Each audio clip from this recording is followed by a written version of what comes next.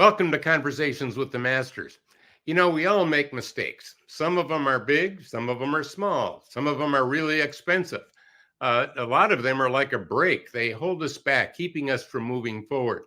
But what if there was a number of common mistakes that we all make that slow us up, that keep us from achieving what we want to achieve? Well, I'm excited to bring this next speaker to you because he's going to really help you with that.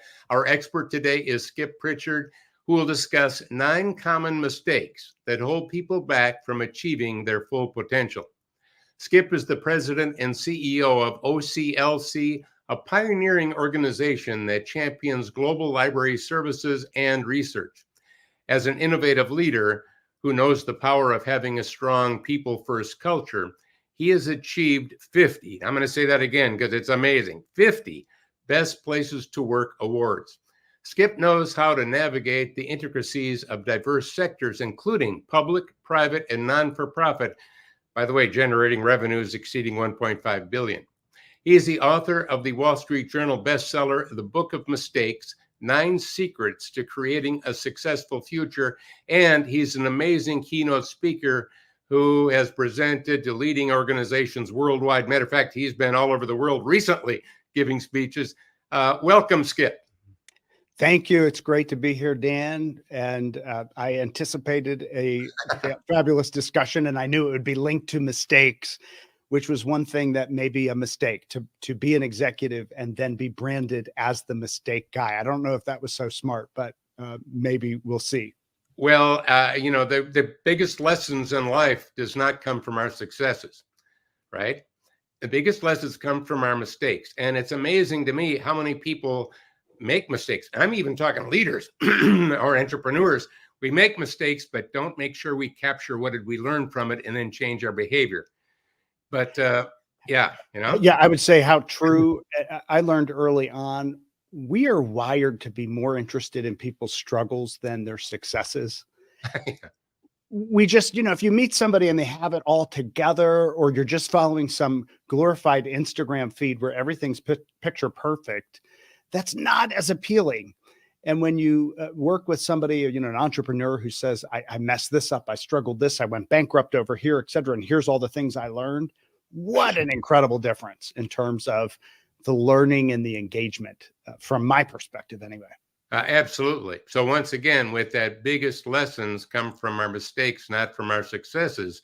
That's one of the reasons I wanted to get you in, not to mention the fact that I've known you for quite a while, and you are indeed an amazing anticipatory leader, and you have so much wisdom. I just want to pull that out of you, and we'll use these 9 common mistakes that we make, which I love, because if there was no commonality to our mistakes, it's just an endless flow.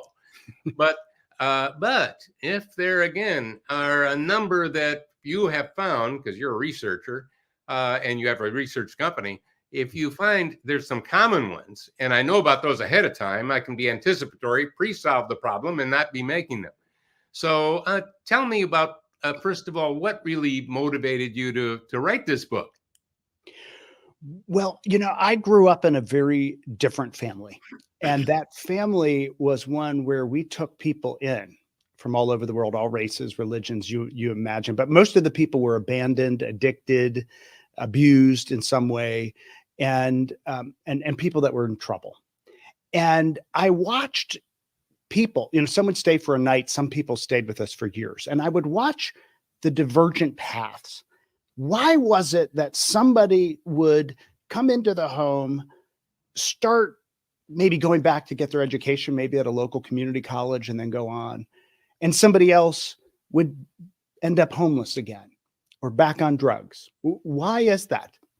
And it began this lifelong study for me of this divergent path. And I thought, what is that? So I started studying that very young, and I've learned we make these mistakes, both as corporate leaders, organizational leaders, but even personally in our lives, that the differences between these two. I learned more from talking to Dale, who was in his very first home, little apartment, taking him a Thanksgiving dinner meal.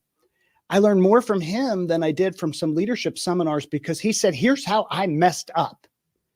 And when he went through all of that, I would just pick up all of this information of, well, don't do this and don't do that and don't do this. And those same common things, I think, happen throughout life. So any research that was based on these divergent paths fascinated me from a very early age.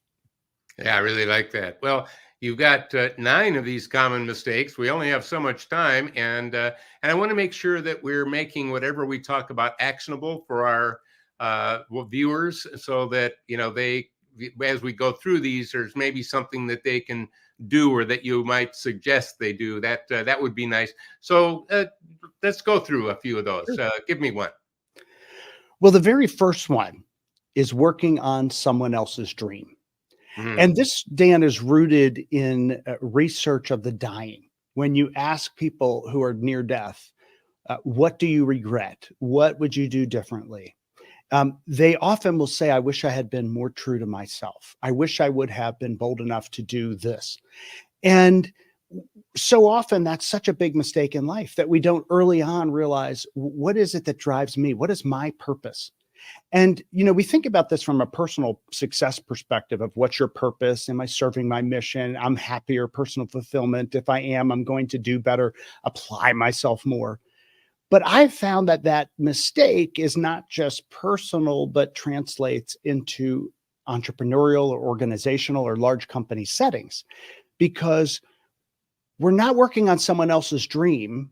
If we're effectively working on our own dream, it's going to be much more effective than working on someone else's. That means, how do I make my team vision? Now, I have to be aligned to the corporate objective, but how do I align it in such a way that's feeding me, my purpose, my mission, etc.?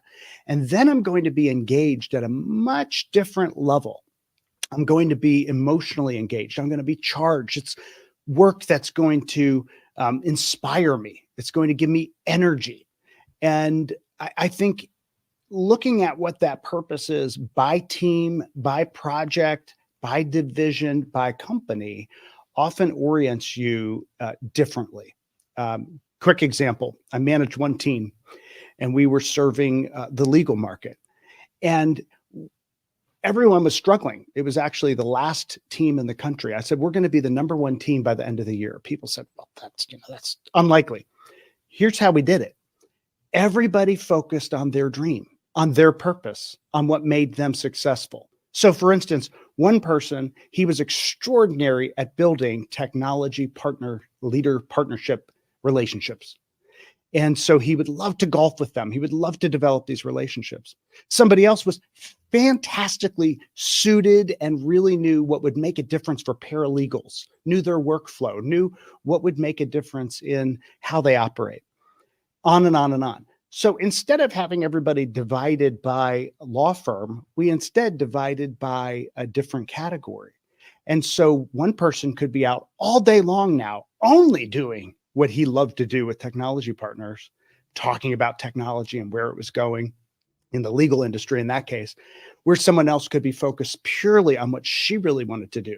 So whether it's a corporate setting or personally, really thinking about your own dream and your own purpose is always the starting point of success.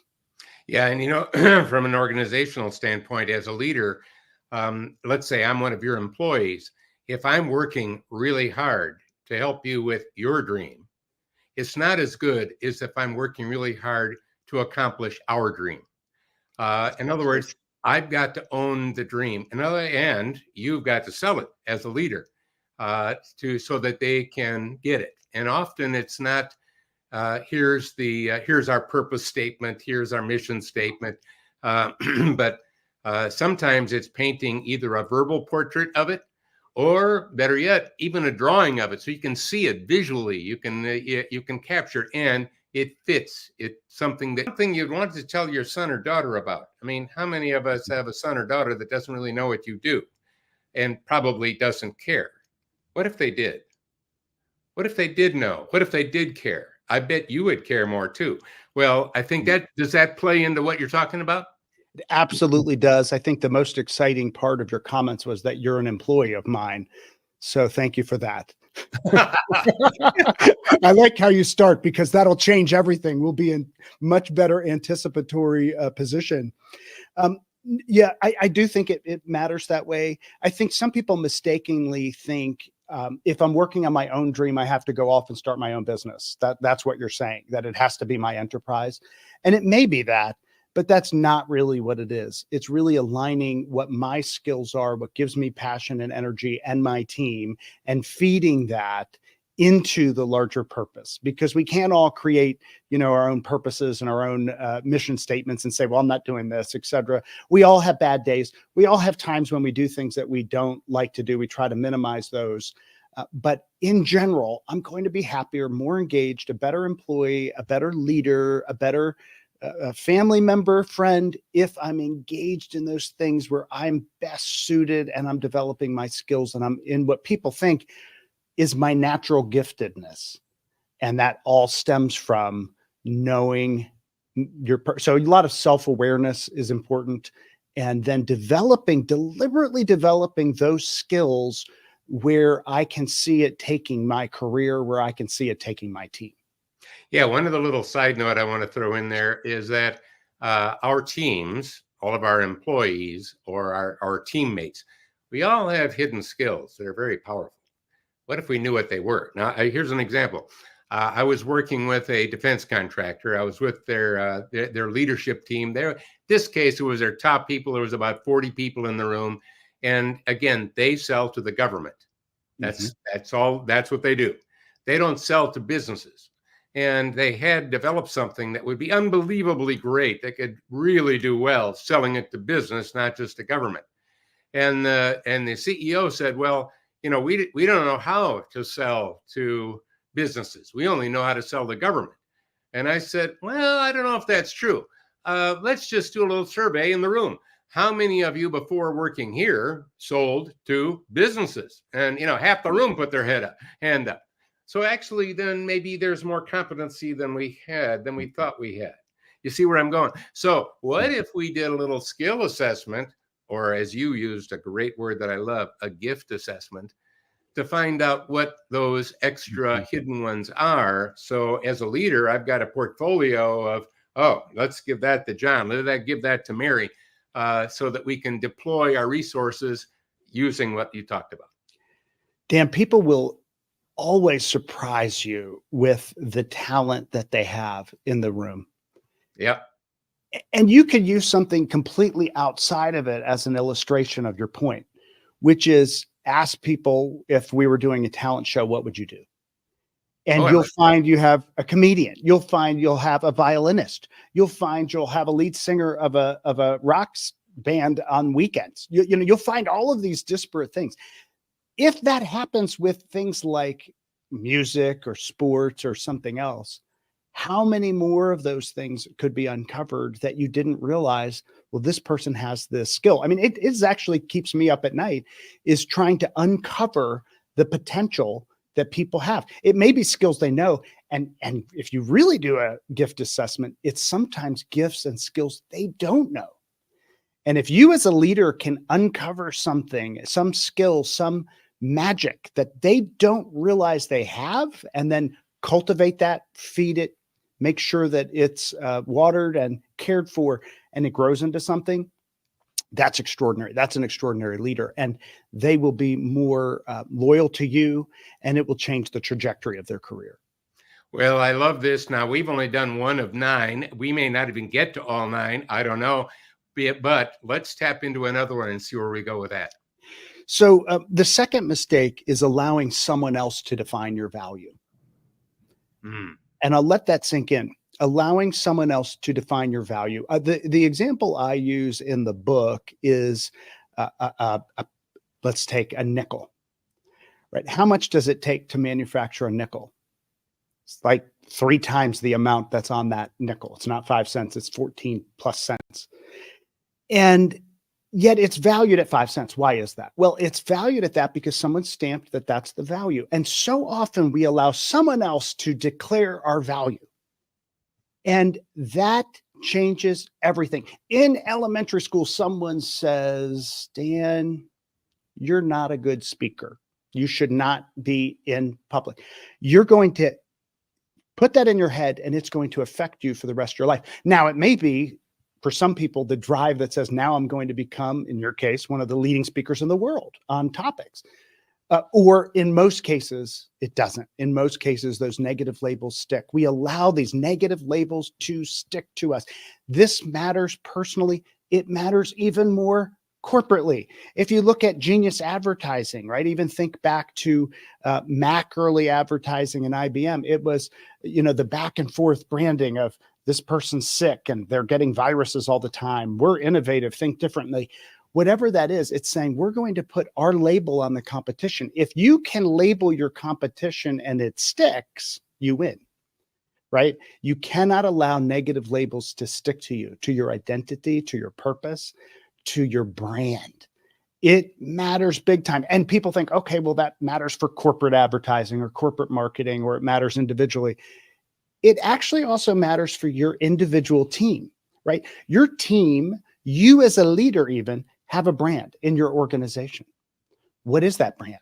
How do you cultivate that brand to develop so that you're seen as resourceful, so that you're seen as dedicated, so that you're seen as anticipatory?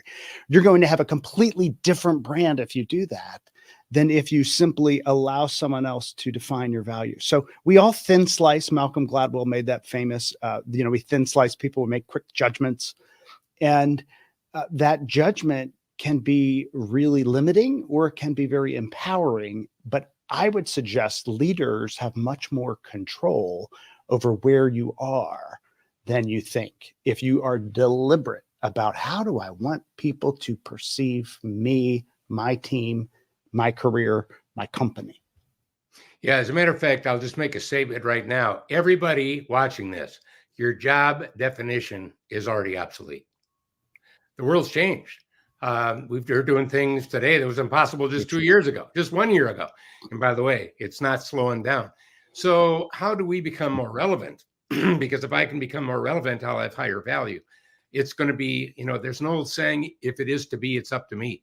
So if someone else gives me my new job definition, I may or may not like it.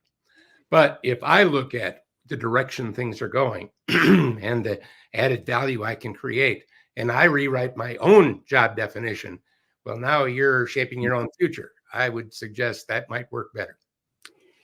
Absolutely. It goes back to mistake one, too, of working on someone else's dream versus your own. And you can definitely see where it's going and cast yourself in that play as a different character. You just have to anticipate where you're going and do it deliberately. And it's remarkable to see the change. Yeah, I love that. I love that.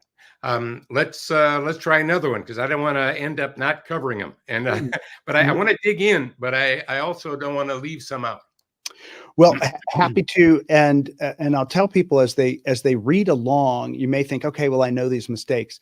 I have found that the book has fascinated people because it's written as a story, and they can give it to people and engage with the content in a completely different way than you would just kind of learning or reading about the mistakes themselves. The third mistake is accepting excuses. So this goes to the core personal responsibility, personal accountability. I think about Rich Gaspari. He was in town here in Columbus, Ohio for the Arnold, one of bodybuilding's greats. And he made a decision that he would grace the cover of a muscle magazine, 25, 30 years after he first did. So long after his prime. And he's the CEO of Gaspari Nutrition, which is one of the most successful supplement companies in the world. And his book was called No Excuses. And so getting into the research about that he said, well, most people said you can't do this because of this reason. And we just accept these excuses. And so often we accept excuses. It may be an excuse in our mind. I like to tell people the most important microphone in the world is the one in your mind. And you have to carefully choose what you are allowing into your mind, what you are allowing to be magnified on that microphone, that self-talk. That self-talk is where excuses start. That self-talk starts with you as a leader. It starts then with your team. You'll start to hear team talk, and the team talk will often reflect a certain mindset. And so accepting excuses is a very dangerous place to be. You want to be much more deliberate and accountable. And when you are, you'll find such power, because instead of pointing fingers and making excuses and blaming, you're focusing on solving the problem, not blaming the problem. So all that energy that you spent covering this situation up and trying to make the pig look pretty could be done completely differently if you spent the time thinking about the future and how do we take where we are and move to where we want to go. So accepting excuses is a big mistake, and we cannot allow ourselves or others to get away with it. And often at the end of each year, I will stop, or the end of each month, and reflect on, where am I telling myself some excuses? Right? Sometimes it's coping, right? Sometimes you have so much coming after you, you excuse yourself, and you have to say, okay, where am I not really doing what I should? And taking a real hard assessment of me, of my calendar, of where am I deliberate? Am I just reactive, or am I proactive? So excuses is a big one. I'll move on. Let me jump in real quick with that. You reminded me of something. I had a neighbor kid that grew up, went to college. He was in his second semester of junior year, getting an engineering degree. And he gave me a call and he said, I got to get your advice on this, because this class is so boring. I can't handle it. The teacher is so boring. The class is so boring. And my grades are kind of not great, because he was a really good student. I'm thinking of dropping this class, but I need the class to get my engineering degree. I'm kind of in a struggle. What do I do with this? I can't take it anymore, boring class. And I said, well, why are you allowing it to be boring? Why don't you ask some better questions? Why don't you liven it up?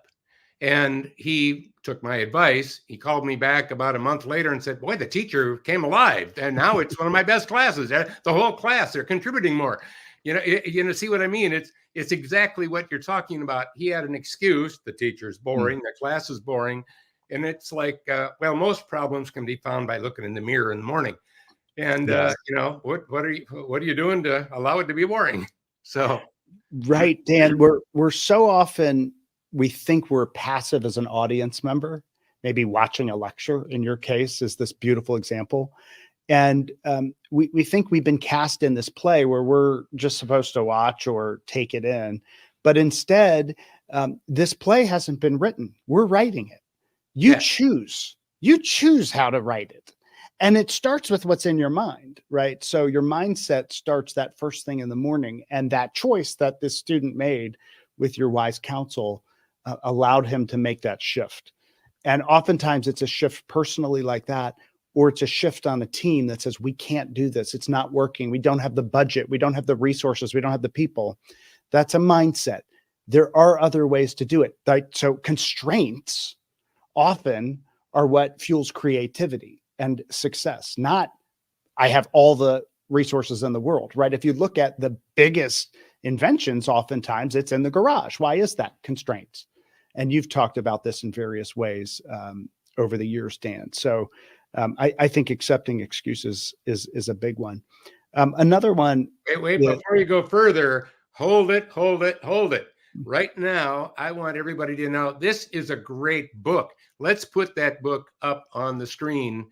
And like you said, it's written so well. It's easy to read, powerful. I'm just highly recommending it. And by the way, you could go to that website and find out more about what Skip's up to as well. But you would love this book. That's why I've got Skip on with you right now. All right. So I just wanted to make sure they knew about that. Well, thank you. And no mistake can't be fixed. And so the profits to that book go to helping children with cleft palates born all over the world. That is a mistake that often limits them in different parts of the world. So we're happy about that. The next mistake is surrounding yourself with the wrong people. And this is right. Every parent will say, oh, wait a minute. I don't hang around with them. Right. Before we had video and immediate visual cues, there were studies done, and if your best friend was in another city and you did not see that person at all or know anything about that person's weight, your weight would often correlate so much with that person. It's remarkable. They gained 10 pounds. Chances are you've probably gained at least 8. It is absolutely strange. And if our friends have that much effect on our weight in another city where we don't even know some process, what other effects do they have? The people we surround ourselves with means everything. It always is the case that friends determine your fate. Who am I surrounding myself with? Are these people forcing me to think differently, pushing me outside of my current thinking, helping me to envision a future? Are they naysayers and critics and doubters and complaining relatives, and I'm surrounded by them all day long? I can scream. Or am I deliberately cultivating relationships that will challenge me? Am I surrounding myself with people that are in an echo chamber? We're all sharing the same opinion. We're all the same political persuasion. We're all the same race. We're all the same religion. I am not likely to be the best me if that's the case. Much better for me to surround myself with people that will push me further. That's why diversity is important on teams. Diversity of thought, diversity of experience, diversity of background, not just gender and race, though, of course, those play in as well. So surrounding ourselves with the right people, very key. And not just the people around us, but what voices are we allowing, right? So am I watching, what people am I following on LinkedIn? Who am I following on Twitter? What YouTube channels or podcasts am I listening to? All of that stuff. What books am I reading? Am I feeding myself that positive part, or am I just draining myself? Because it makes a remarkable difference on our lives. And if there's a person, and we all know this, that's in your life, that's really near and dear to you, that's been a cheerleader, that's been supportive, and that person's suddenly gone, maybe dies. My mom, right, a few years ago, just suddenly gone, didn't expect it. Whether it's a colleague or a relative, that has an enormous effect on you. It also has an enormous effect on you if somebody that was draining you, criticizing you, annoying you, really being a real problem was suddenly also gone. The point is, you deliberately choose the people in your life. You deliberately choose how much time you spend with the people in your life. Choose wisely. Really good. Outstanding. Like that one. It's a big one. Should I go on to another? Let's get another one in for sure. Staying into your comfort zone. And we talk about this, Dan, you talk about this in various forms as well, which is just the fact that growth happens with discomfort. It can be stretching my corporate vision. It can be AI and all that's happening in the world, right? It's discomforting. It's forcing people to look at everything differently. So whether it's a technology disruption, whether it is something that's happened on my team, anytime I'm too comfortable, I'm not going to, right? Story after story, corporate, where they're too comfortable. Maybe there's no competition. Maybe there's nothing going on. You're not going to be your best if you're inside in the warm bed, right? There's a reason why you have to get up and go outside and run or do whatever you're going to do, because it's that discomfort. We know this from the gym, right? So you're going to grow muscle if you feel a little discomfort. It's not going to always feel the best, but that's where growth comes from. So whether it's muscle or whether it's learning a new skill like AI, all of those things are discomfort that make you better. And some people start to love it, right? So you might love to be in the gym and feel that pain. You might love to constantly be learning the latest technology like you, and that may actually energize you. But it's that constant pushing of not staying in our comfort zone as a team, right? We're not going to just do the same thing. What are we going to do differently? How are we going to push ourselves to do things that would be beyond what we would think is just comfortable? Greatness never happens in the comfort zone. It just doesn't happen. Yeah, yeah, and we've got to be comfortable with getting out of that comfort zone and realizing that that's, where the bigger opportunity always is. And of course, that involves deciding to learn new things. There's an old saying, you can't teach an old dog new tricks. Luckily, we're not dogs. So, uh, Yeah. so we are capable of infinitely learning new things, and even venturing into areas that we might think, well, I don't know, that might be too hard. That's a self-judgment. How do you know? That might be too difficult. That's a self-judgment. How do you know? As a matter of fact, the more we can eliminate judgment of all types, the more we can see so much more. It's almost like using binoculars. All of a sudden, you can see further and you can see more deeply.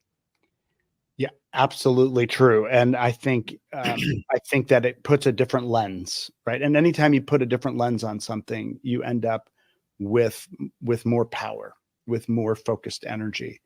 Um, Dan, the next one was allowing a temporary setback to become a permanent failure. Mm-hmm. Yep. And you're perfect for this. I know I sometimes go to you saying, oh, I've had this happen and that happen, setback at, business. What do I do? Whatever. And it's that reframing and thinking about things differently. You might go to a hard trend or soft trend or some kind of anticipatory discussion, or just getting to the heart of the matter. It's life is a painting.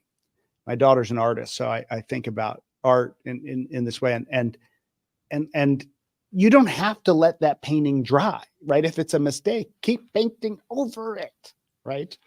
So a temporary setback does not necessarily mean permanent failure. You have to use it as a stepping stone. And so how can I make it better? As you were talking about, what did I learn from the mistake? Temporary setbacks can be positive learning experiences. They can be really powerful ways for you to recalibrate where you're going and offer you just enormous success. So many people, if you look at their success story, and I've interviewed 1,000 of the world's most successful people over the years, and you look at their success story, you find the setbacks along the way. And that's what's so fascinating, right? So, maybe Barbara Walters I interviewed, or Keith Richards, just various fields, right? Newscasting, rock stars, politicians. It's not where they ended up. We see all of that. We see the glamour, or we see the company that's, number one, but we don't see all the setbacks they had personally and careers and all these things along the way. When you get into all of that, right, that's really where you learn, like, well, what did you do there, right? I asked Dan Rather, how did you balance when you were going to Vietnam reporting and your family, and how do you balance between those things? And I can learn so much from that period in your life. And he said, I didn't have any balance. I had choices. And I learned so much wisdom from that, right? So we learn from people in their setbacks more, and we learn from our own more than we do necessarily our success. Though, of course, we all love the successes much more. It's certainly something that I think we should all learn from. Well, and often the setback is the catapult for jumping farther ahead. Again, if we ask ourselves, what did I learn from that? Change our behavior. Sometimes we got to have that too. Don't want to keep making the same mistake over again. But, setbacks are part of life. Mistakes are part of life. That's why writing a book of mistakes makes sense in my mind, because, hey, we all make them, but we don't tend to want to talk about them that much because, it can be that way. Another thing that I had in one of my older books, Techno Trends, I had 30 strategies in there. And one of them was take the failures of the past and reinvent That's them, right. and That's reinvent them as the successes they were meant to be. Yes. And the failures of our past, maybe it's because the tech wasn't quite right. Maybe it's because you were ahead, too far ahead, and you got arrows in your back. And remember the arrows in the back that we got, and the pain of those arrows from getting out there too far, too fast. But by going back and looking at some of those mistakes that were always destined to be successes, it just was maybe timing or tech that wasn't right. It's a gold mine of, so again, even mining the old setbacks is not a bad path. No, there's so many lessons in it for your future. And especially it's a great team building exercise too. If you're off site and you want to start somewhere and you talk about some of your setbacks, what were they in your career and what you learned from them? It's a great team exercise. So I encourage people to do that. The next mistake, Dan, is trying to blend in rather than stand out. I say greatness always stands out, but we learn early on in life, we're socialized to blend in, right? We don't want to stand out, right? When we're teenagers, especially, there's this peer pressure. You want to look the same and act the same, et cetera. And as different as you are, it's really the same as somebody else. We learn to blend in. We go into a corporate culture and we learn what that is, and we allow ourselves to just kind of become that mediocrity version so that we blend in. And yet it's greatness that always stands out. And the greatness doesn't need to stand out by doing something always extraordinary. It doesn't have to be weird. It doesn't have to be crazy, right? Consistently doing something well stands out. So there are various ways to stand out. It's not just marketing. It's not just different. It's saying, how can I stand out my work, my team, our goals? And we have to think about the world we're in. Like, we're just deluged with all this information constantly. It's coming at us constantly. How do you stand out in that stream of messages, right? Even as CEO, as I send a video or an email to my own company, you would think, oh, well, everybody will, be all over that. Not so much, right? So how do you make that stand out, that they want to read it, that they want to see, that they'll lean in and say, tell me more about that? Standing out is critical. I learned a lot of this even at these local fairs. There's this one honey festival, a Thopolis honey festival. And I thought, well, honey's honey, right? I mean, it's just honey. You're marketing honey. No big deal. Like, what's the difference in honey? Well, you go to this honey festival and it's an incredible lesson on standing out, right? One booth had this beard, giant beard of bees, and somebody else had this crown, and somebody else had lavender-based honey, and somebody else was focused on allergies and medicinal properties of honey, and somebody else had the most unique packaging of honey, and then somebody else had honey in candy. And I mean, it went on and on and on. It was a study of how do you take something as simple as honey and show the diversity and genius and creativity of people when they come together with a honey festival. And if they can do it for that, what can you do in your world to make yourself and your team and your product and your services stand out? It is a huge success differentiator. Yeah, and it doesn't really have to be about ego, meaning I need to stand out by being better than you. I need to stand out by winning while you lose. We're talking about a different kind of standing out. It's, how can I make a bigger difference?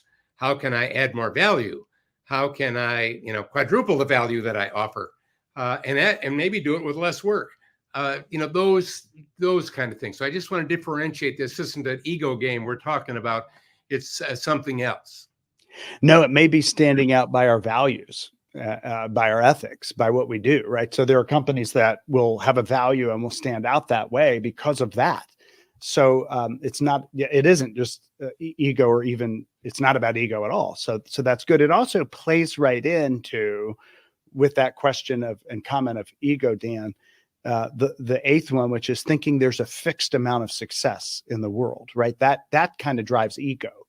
And that's a big mistake. It's a scarcity theory versus the theory of abundance, versus the fact that if you achieve, it doesn't mean I achieve less. The world is not a pie where if Dan Burrus gets 3/4 of it, I'm left with this much. In fact, we can expand that pie. We don't even have to think about pie. We could have a cake and an ice cream and a steak and on and on and on. So it's this theory of abundance. So thinking that there's a fixed amount of success is a danger to many. So even if you're in a market where you think, well, there's only one-on-one and it's us versus them, et cetera. there's probably a different lens you could put on that to see that there's a wider variety of customers we could serve. There's different markets. There's maybe geographies. It's not really just about this, or a different slant on our services, or a new product introduction changes that dynamic. And it's a lesson we all have to learn, because, we learn some of these things as kids, and we think, well, if my brother gets 3/4 of the chocolate bar, there's only a quarter left for me. And then we realize in life, it's not really like that, right? There's actually unlimited supply. And so tapping into that, I think, is important. Yeah, the abundant mindset is a key. And I see scarcity playing too big a role in too many people's lives. And again, look in the mirror, self-created scarcity. It just flip it around, and all of a sudden you see more opportunity. Absolutely. And the last mistake, Dan, is believing you have all the time in the world. So I like to say is live every day as if it's your first and as if it's your last, because those are two competing things. But what would I be doing differently if I knew this was my last day? And some activities I want to take as if I knew it was my last day. I said I lost my mom a few years ago, and the beauty about it is she lived every day that way. She was in good health when she died, but she had a conversation with me the day before about the fact that if I died right now, and then she would talk about it, and let me tell you what I think about you, and express that love, etc.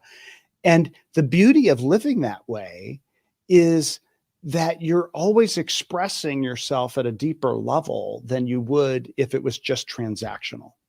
And that relationship is different. And then living it as your first day too, because you can embark and start new things, and say, this is the beginning of great things. So you want to lead with both of those things in mind. What if this was my last day leading? What if this was my first? What would I do differently? And it'll just challenge your mind. It'll challenge your thinking, so that you're thinking in a way that's reflective, thinking at a deeper level, and thinking in a more strategic level for your future than you would if you were just simply, going through the calendar, just doing a productivity class on how can I be super productive every single hour, check, check, check, check, check. But I wasn't really thinking about to what end, and to what impact am I leaving on the world, and to what impact am I leaving on my team, and to what impact are we serving the world and doing something that will be additive and value creating many years from now. Yeah, and even what is the personal impact I want to have on, and then fill in the blank. We are just about out of time. Is there any last thing that they should consider doing now that we've gone through all 9? And I loved all of them. Just as kind of a wrap it up, kind of a thought for them. Well, I take it all the way back to the beginning, which is a quote of mine in the book, is that readiness is when your desire is greater than your distraction. So whatever you want to embark on these 9, on anything in life, is you have to work on your desire and your distraction. Increase your desire, increase your view, increase your anticipatory thinking. I hope you can say that. I should have picked an easier word. Exactly. And decrease your distractions. And every goal you have, you're going to have that balance, right? Whether it's a New Year's resolution, whether it's a marketing goal with your team, whether it's market share or a product launch, you're going to have desire and distraction. And so develop plans that will focus on both of those things. And you will see that it will help you navigate the world that is coming at you. Don't just focus on one side of it, or you will miss the corresponding side of it that you really need. Wow, that was fantastic. Let's put your book back up again to make sure people see it. Again, I highly recommend it. We barely touched on this, and so well written and easy to read and fun to read. So I really recommend that. Skip, let me just thank you for sharing your wisdom with everyone. I loved our interview. And again, thank you again for being with us today. Dan, thank you. Thank you for all the great work you do. And it's been invaluable to me. I've used your books, teaching, speaking, and philosophies and personal advice that you've given to me over the years. And so I can thank you for a lot of success that we've had as well because of that. So thanks for the great work you do. Well,